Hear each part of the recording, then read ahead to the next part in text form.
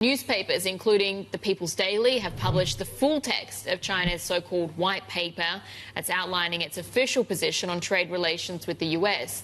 The document accuses Washington of failing to meet its obligations under the Phase 1 trade deal signed in 2020 and undermining economic and trade ties.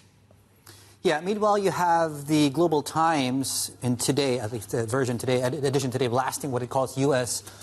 unilateralism, saying it infringes on other countries' right to develop.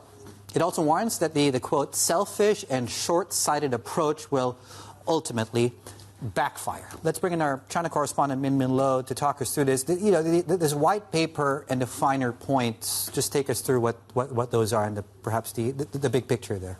Yeah, it's a very lengthy document, close to 50 pages, 6 chapters, full of anecdotes, examples, statistics, evidence to show how China has earnestly fulfilled the terms of the Phase 1 trade deal and how the U.S. hasn't. So examples include how China had opposed forced tech transfers from U.S. companies to Chinese companies, how it has opened up some of its markets, and how it has maintained the stability of the yuan.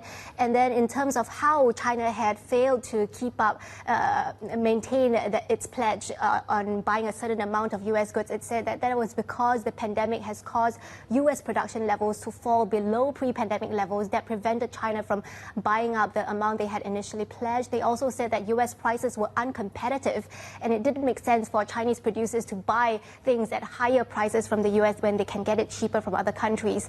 And then it cited how U.S. failed to keep up its end of the bargain, including how, for example, the U.S. had sort of put pressure on Chinese tech transfers, citing TikTok as an example, how it has placed restrictions on Chinese-related investments, export controls, and the like, and also said how China really wasn't deliberate in trying to maintain a trade surplus with the United States, and that, you look at how the U.S. trade deficit has grown globally, the proportion attributed to China had actually fallen. So that's their argument. So in plain speak, it is saying, look, we, China, we've been the good kid, we've fulfilled our end of the bargain. U.S., you've been a bad kid, but you know what, we're still going to be reasonable.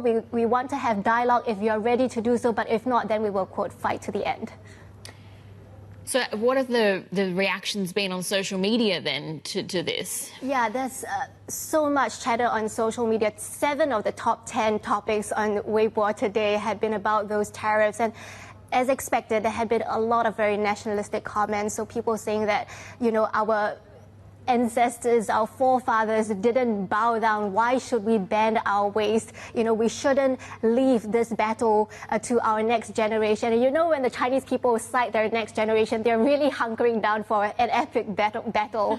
And another comment saying that Trump tried to kick the steel plate down and how he has hurt his feet.